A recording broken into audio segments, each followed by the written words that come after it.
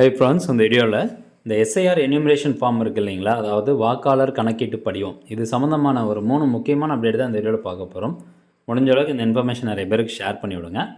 முதல் அப்டேட் எதை பற்றி பார்க்க போகிறோம்னா, தமிழ்நாடு தலைமை தேர்தல் அதிகாரி அவர்கள் நம்மளுடைய அந்த வாக்காளர் கணக்கீட்டு படிவம் என்னென்ன காரணங்களுக்காக நிராகரிக்கப்படும், அதாவது ரிஜெக்ட் செய்யப்படும் அப்படிங்கிறத தெளிவாக வந்து சொல்லியிருக்கிறாங்க. அது என்னென்ன காரணம் அப்படிங்கிறத ஃபஸ்ட்டு பார்க்க போகிறோம். ரெண்டாவதாக நம்மளுடைய அந்த வாக்காளர் கணக்கீட்டு படிவம் நம்ம எழுதி கொடுத்தோம் பார்த்தீங்களா, ஸோ அந்த ஃபார்மை ஆன்லைன் மூலமாக பூத் லெவல் ஆஃபீஸர் ஏற்றிட்டாங்களா இல்லையா, ஆன்லைனில் அப்டேட் பண்ணிட்டாங்களா இல்லையா அப்படிங்கிறத எப்படி நம்ம செக் பண்ணுறது, இது ரெண்டாவதாக பார்க்க போகிறோம். மூணாவதாக 2002 மற்றும் 2005 ஒவ்வொரு வாக்குச்சாவடியில் யாருடைய பெயர்லாம் அந்த வாக்காளர் பட்டியலில் இருந்துச்சு அப்படிங்கிற வாக்குச்சாவடி வாரியாக அந்த லிஸ்ட்டை எப்படி டவுன்லோட் பண்ணுறது அப்படிங்கிற தகவல் மூணாவதாக பார்க்க போகிறோம். இப்போது ஃபஸ்ட்டு தமிழ்நாடு தலைமை தேர்தல் அதிகாரி அவர்கள் வந்து என்னென்ன காரணங்களுக்காக நம்மளுடைய அந்த எஸ்ஐஆர் என்யூமரேஷன் ஃபார்ம் வந்து ரிஜெக்ட் பண்ணப்படும் அப்படின்னு சொல்லியிருந்தாங்க இல்லையா, அதை பார்க்கலாம். அதாவது வாக்குரிமை போய்விடுமோ என்ற அச்சம் எவருக்கும் தேவையில்லை. தங்களால் இயன்றவரை படிவங்களை பூர்த்தி செய்து வழங்கலாம். மற்ற விவரங்களை பூர்த்தி செய்ய வாக்குச்சாவடி நிலை அலுவலர்களும் முகவர்களும் உதவுவர். இதற்கான செயலிகள் வாக்குச்சாவடி அலுவலர்களுக்கு வழங்கப்பட்டுள்ளன. ஸோ பிஎல்ஓ ஆஃபீஸருக்கு பார்த்தீங்கன்னா ஒரு மொபைல் ஆப் வந்து கொடுத்துருக்காங்க. அந்த ஆப் மூலமாக அவங்க ஈஸியாக ஃபார்ம் மிஸ் ஆன இன்ஃபர்மேஷன்லாம் ஈஸியாக எடுக்கிற மாதிரியான ஒரு சில ஆப்ஷன்ஸ்லாம் அவங்களுக்கு கொடுத்துருக்குறாங்க. ஸோ அதன் மூலமாக அவங்க இன்ஃபர்மேஷன் வந்து எடுத்து உங்களுடைய ஃபார்ம் வந்து ஃபுல்லாக ஃபில் பண்ணி கொடுப்பாங்க. இன்கேஸ் உங்களுக்கு ஃபார்ம் ஃபில் பண்ணுறதுல சந்தேகம் இருந்ததுன்னா நீங்கள் பிஎல்ஓ ஆஃபீஸரை காண்டாக்ட் பண்ணுங்கள் அப்படின்னு சொல்லியிருக்கிறாங்க. அடுத்தா பாருங்கள், இணைய வழியையும் கணக்கீட்டு படிவத்தை சமர்ப்பிக்கலாம், ஆன்லைன் மூலமாகவும் சமர்ப்பிக்கலாம் அப்படின்னு சொல்லியிருக்காங்க. அந்த வெப்சைட் லிங்க்கு கொடுத்துருக்காங்க.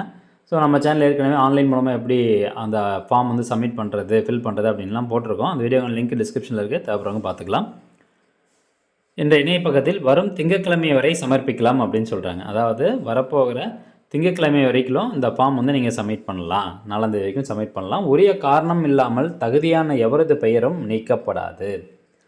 யார் யாருடைய பெயரில் நீக்கப்படும் அப்படின்னு பாருங்கள். இறந்தவர்கள், குறிப்பிட்ட முகவரியில் இல்லாதவர்கள், படிவம் பெறாமல் இருந்தவர்கள், வேறு இடங்களுக்கு நிரந்தரமாக குடிபெயர்ந்தவர்கள், இரட்டை வாக்குரிமை உள்ளவர்கள் ஆகியோரது பெயர்கள் மட்டுமே நீக்கப்படும். ஸோ இறந்தவர்கள், குறிப்பிட்ட முகவரியில் இல்லாதவர்கள், அதாவது பிஎல்ஓ ஆஃபீஸர் நம்ம வீட்டுக்கு வந்து ஃபார்ம் கொடுக்க வராங்க, அந்த அட்ரஸில் நம்ம வந்து இல்லை அப்படின்னாலோ, அல்லது படிவம் பெறாமல் இருந்தவர்கள், அந்த என்யூமரேஷன் ஃபார்மை நம்ம வாங்காமல் இருக்கிறோம், அல்லது ஆன்லைன் மூலமாக நீங்கள் என்யூமரேஷன் ஃபார்ம் சப்மிட் பண்ணாமல் இருந்தீங்க அப்படின்னாலும் உங்களுடைய ஃபார்ம் ரிஜெக்ட் பண்ணப்படும். அதே மாதிரி வேறு இடங்களுக்கு நிரந்தரமாக குடிபெயர்ந்தவர்கள், இப்போ எஸ்ஐஆர் 2002 2005 பார்த்தீங்கன்னா உங்களுக்கு ஒரு அட்ரஸ் இருக்கும். அதுக்கப்புறம் இப்போ வந்து நீங்கள் வேறு ஒரு அட்ரஸில் போயிட்டு இருப்பீங்க. பட் இன்னமும் ஓட்டர் ஐடி கார்டில் உங்களுடைய பழைய அட்ரஸே கொடுத்துருந்தீங்க அப்படின்னா உங்களுடைய ஓட்டர் ஐடி ரிஜெக்ட் பண்ணப்படும் அப்படின்னு சொல்கிறாங்க. அவங்க வந்து செக் பண்ணும்போது நம்ம அந்த இடத்துல இல்லை அப்படிங்கும்போது கண்டிப்பாக ரிஜெக்ட் பண்ணப்படும். அதே மாதிரி இரட்டை வாக்குரிமை உள்ளவர்கள் ஆகியோரது பெயர்கள் மட்டுமே ரிஜெக்ட் பண்ணப்படும் அப்படின்னு சொல்கிறாங்க. வாக்காளர்களின் பெயர்கள் நீக்கப்பட்டால் அது தொடர்பான உரிய விளக்கமும் காரணமும் வரும் டிசம்பர் 9ஆம் தேதி வெளியிடப்படும் வரைவு வாக்காளர் பட்டியலின் போது தெரிவிக்கப்படும்.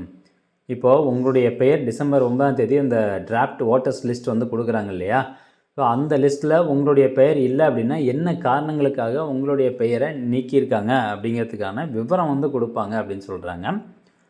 இப்போது இந்தந்த காரணங்களுக்கெல்லாம் நம்மளுடைய ஃபார்ம் வந்து ரிஜெக்ட் ஆகுது இல்லையா, ஸோ அப்போது நீங்கள் வந்து ஒரு அட்ரஸ் மாறி இருக்கீங்க அப்படின்னா ஃபார்ம் 8 வந்து கம்பல்சரியாக கொடுக்கணும் அப்படிங்கிறது தான் அடுத்து சொல்கிறாங்க பாருங்கள். ஒரே தொகுதிக்குள் இடம்பெயர்ந்தவர்கள் படிவங்களை வாக்குச்சாவடி நிலை அலுவலரிடமிருந்து பெற்று பூர்த்தி செய்து கொடுக்கலாம். அதுவே வேறு தொகுதியில் குடியேறியிருந்தால் முகவரியை மாற்றுவதற்கான படிவம் 8 சமர்ப்பித்தல் அவசியம். ஃபார்ம் 8 வந்து சமர்ப்பிக்கணும். ஸோ ஒரே தொகுதிக்குள்ளார நீங்கள் வந்து அட்ரஸ் மாறிருக்கீங்கன்னா பிரச்சனை இல்லை, டேரெக்டாக பிஎல்ஓ ஆஃபீஸர் போய் கான்டாக்ட் பண்ணி ஃபார்ம் எழுதி கொடுத்து சப்மிட் பண்ணிடுங்க. இதே வந்து வேறு ஒரு தொகுதியிலேருந்து இன்னொரு தொகுதி, இந்த தொகுதிங்கிறது வந்து பாராளுமன்ற தொகுதி கிடையாது, சட்டமன்ற தொகுதி வந்து பேசிகிட்டு இருக்காங்க. ஸோ ஒரு சட்டமன்ற தொகுதியிலேருந்து இன்னொரு சட்டமன்ற தொகுதிக்கு நீங்கள் அட்ரஸ் வந்து மாறியிருக்கீங்க அப்படின்னா நீங்கள் ஃபார்ம் 8 வந்து சப்மிட் பண்ணி அட்ரஸை மாற்றிக்கணும் அப்படின்னு சொல்கிறாங்க. ஓகே, இப்போது என்னென்ன காரணங்களுக்காக ரிஜெக்ட் பண்ணப்படுது அப்படின்னு தெரிஞ்சுக்கிட்டோம். முக்கியமாக இப்போ நாம் எழுதி கொடுத்த அந்த வாக்காளர் கணக்கீட்டு படிவம் ஆன்லைனில் பிஎல்ஓ ஆஃபீஸர் அப்லோட் பண்ணிட்டாங்களா இல்லையா, அதை கண்டிப்பாக எல்லாம் தெரிஞ்சுக்கணும். அதாவது உங்களுடைய ஃபார்முக்கான ஸ்டேட்டஸ் நீங்கள் வந்து தெரிஞ்சுக்கணும். அதுக்கு வந்து பார்த்திங்கன்னா இந்த வெப்சைட் ஓப்பன் பண்ணிக்கோங்க. voters.eci.gov.in இந்த வெப்சைட் ஓப்பன் பண்ணிவிட்டு இதில் இங்கே லாகின் அப்படிங்கிற ஒரு ஆப்ஷன் இருக்கும். ஸோ லாக் அவுட் பண்ணிட்டீங்கன்னா இங்கே லாகின் அப்படிங்கிற ஒரு ஆப்ஷன் இருக்கும். அந்த லாகின்குள்ளே போனீங்கன்னா உங்களுடைய mobile number, voter ID card number இது தான் கேட்கும். பேசிக் டீட்டெயில்ஸ் கொடுத்து ஃபஸ்ட்டு லாகின் பண்ணிக்கோங்க. லாகின் பண்ணதுக்கப்புறமா அந்த வெப்சைட் ஹோம் பேஜுக்குள்ளே பார்த்தீங்கன்னா ஃபில் எனியூமரேஷன் ஃபார்ம் அப்படின்னு இருக்கும். ஜஸ்ட் அந்த ஆப்ஷன் நீங்கள் கிளிக் பண்ணணும். அதை கொடுத்துட்டு செலக்ட் ஸ்டேட்டில் போய் தமிழ்நாடு செலக்ட் பண்ணிக்கணும். இப்போது உங்களுடைய ஓட்டர் ஐடி கார்டு நம்பர் இதில் நீங்கள் கரெக்டாக என்ட்ரு பண்ணிக்கோங்க. 2025 இப்போ உங்கள் கையில் இருக்கக்கூடிய ஓட்டர் ஐடி கார்டில் உங்களோட ஓட்டர் ஐடி கார்டு நம்பர் எப்படி இருக்கோ அந்த நம்பர் தான். இதில் கரெக்டாக டைப் பண்ணிட்டு சர்ச் அப்படிங்கிற ஆப்ஷனை கிளிக் பண்ணிங்கன்னா இங்கே பாருங்கள், your form has already been submitted அப்படின்னு போட்டு எந்த மொபைல் நம்பர் நீங்கள் கொடுத்துருக்கீங்களோ அந்த mobile number. For more details contact your BLO. So இந்த மாதிரி வந்துருச்சு அப்படின்னாவே மேக்ஸிமம் உங்களுக்கு எந்த பிரச்சனையும் கிடையாது, உங்களுடைய பெயர் வாக்காளர் பட்டியலில் வந்துடும் அப்படின்னு சொல்லியிருக்கிறாங்க. இன்கேஸ் வரலை, இப்போ நீங்கள் செக் பண்ணுறீங்க, ஃபார்ம் கொடுத்து ஒரு 4-5 நாள் ஆச்சுங்க, ஆனால் இன்னும் வரல அப்படின்னா வெயிட் பண்ணுங்கள், ஒன்றும் பதட்டப்பட வேண்டாம். டிசம்பர் 4ஆம் தேதி வரைக்குமே வெயிட் பண்ணுங்கள். அவங்க இப்போ தான் படிப்படியாக அப்லோட் பண்ணிகிட்ருக்காங்க. ஸோ நான் ஜஸ்ட்டு டிசம்பர் 4ஆம் தேதிக்கு அப்புறம் எப்படி உங்களுக்கான ஃபார்ம் சப்மிட் பண்ணிட்டாங்களா இல்லையா அப்படிங்கிற ஸ்டேட்டஸ் செக் பண்ணுறது அப்படின்னு தான் சொல்லிகிட்டு இருக்கேன். இப்போ வரலன்னொடனே பயப்பட வேண்டாம், உங்களுக்கு அடுத்த மாதம் டிசம்பர் 4ஆம் தேதிக்கு அப்புறம் வந்துடும். இன்கேஸ் உங்களுடைய ஃபார்ம் சப்மிட் ஆகலைன்னா அது எப்படி காமிப்பாங்க அப்படிங்கிறதையும் நான் சொல்லிடுறேன். அகைன் இந்த ஃபில் எனிமினேஷன் ஃபார்மில் போயிட்டு இப்போ நான் இன்னொரு ஓட்டர் ஐடி கார்டு நம்பர் போடுறேன் பாருங்கள். போட்டு ஜஸ்ட்டு சர்ச் அப்படிங்கிறது கொடுக்குறேன். இது கொடுத்தோன்னே பாருங்கள், நெக்ஸ்ட்டு ஆன்லைன் மூலமாக ஃபார்ம் சப்மிட் பண்ணுறதுக்கான ஆப்ஷனுக்குள்ளே போயிடுச்சு. ஸோ இந்த மாதிரி போயிடுச்சு அப்படின்னா, அதாவது யுவர் ஃபார்ம் ஆல்ரெடி சப்மிட்டட் அப்படின்னு வராமல் இந்த மாதிரி போயிடுச்சு அப்படின்னா உங்களுடைய ஃபார்ம் இன்னும் பிஎல்ஓ ஆஃபீஸர் ஆன்லைன் மூலமாக ஏற்றலை அப்படிங்கிறது தெரிஞ்சுக்கணும். இதுவே நீங்கள் ஆன்லைன் மூலமாக அந்த எனிமிரேஷன் ஃபார்ம் சப்மிட் பண்ணியிருக்கீங்க அப்படின்னு வச்சுக்கோங்களேன், இந்த மாதிரி தான் டீட்டெயில்ஸ் வரும், ப்ரீஃபில்ட் இன்ஃபர்மேஷன் வரும். கீழே போனீங்கன்னா சென்ட் ஓடிபின்னு இருக்கும். அந்த ஓடிபி கிளிக் பண்ணிட்டுன்னா உங்கள் ஓடிபி என்டர் பண்ணதுக்கப்புறமா your form has already been submitted அப்படிங்கிறதும் ஆன்லைன் மூலமாக சப்மிட் பண்ணவங்களுக்கான ஸ்டேட்டஸ் டிஸ்பிளே பண்ண ஆரம்பிச்சிடும். சரி, இந்த இன்ஃபர்மேஷன் நீங்கள் தெரிஞ்சுக்கிட்டீங்க. அடுத்தபடியாக 2002 மற்றும் 2005 அப்போ வாக்குச்சாவடியில் வாக்காளர்கள் பட்டியல் எப்படி டவுன்லோட் பண்ணுறது அப்படிங்கிறத சொல்கிறேன்னு சொன்னேன் இல்லையா.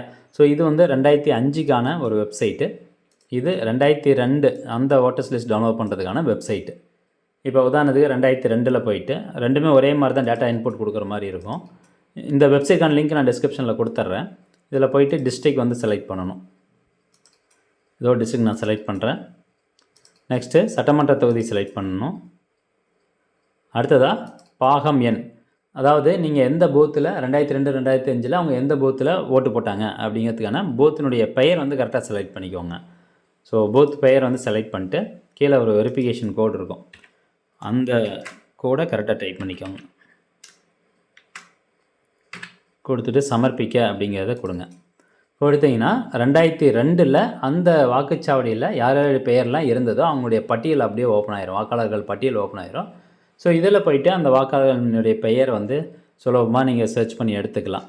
ஸோ இதில் இருக்குது பார்த்தீங்களா, ஃபஸ்ட்டு பிரிவுன்னு இருக்கிறது தான் சீரியல் நம்பரு, அதுக்கப்புறம் அவங்களுடைய பெயர், அப்புறம் உறவினர்கள் பெயர் கொடுத்துருப்பாங்க, வயது கொடுத்துருப்பாங்க. ஸோ ஒரு சில பேருக்கு வாக்காளர் அந்த அப்போ என்ன ஓட்டர் ஐடி கார்டு இருந்ததோ அவங்களுடைய நம்பர் கொடுத்துருப்பாங்க. ஒரு சில பேருக்கு நம்பர் இல்லாமல் டேஷ் மட்டும் இருக்கும். டேஷ் இல்லாமல் இருந்தது அப்படின்னா நீங்கள் ஃபார்ம் ஃபில் பண்ணும்போதும் ஜஸ்ட் டேஷ் மட்டும் போடுங்க. மற்ற டீட்டெயில்ஸ் நீங்கள் ஃபில் பண்ணாவே போதுமானது. அவங்களுக்கு அந்த சீரியல் நம்பர் இருக்குது பார்த்தீங்களா, சாரி அந்த வரிசை எண் இருக்குது பார்த்தீங்களா, வரிசை எண் அப்படிங்கிறது தான் சீரியல் நம்பரு. அதை நான் தப்பாக சொல்லிட்டேன். இந்த வரிசை எண் நீங்கள் கரெக்டாக ஃபில் பண்ணிங்கனாவே பிஎல்ஓ ஆஃபீஸர் கரெக்டாக டீட்டெயில்ஸ் ஃபெச் பண்ணி எடுத்துருவாங்க. ஸோ ஃப்ரெண்ட்ஸ், இந்த 3 தகவல் கண்டிப்பாக உங்களுக்கு பயனுள்ளதாக இருக்கும் அப்படின்னு நினைக்கிறேன். மீண்டும் அடுத்த ஒரு நல்ல பதிவில் சந்திக்கலாம். நன்றி, வணக்கம்.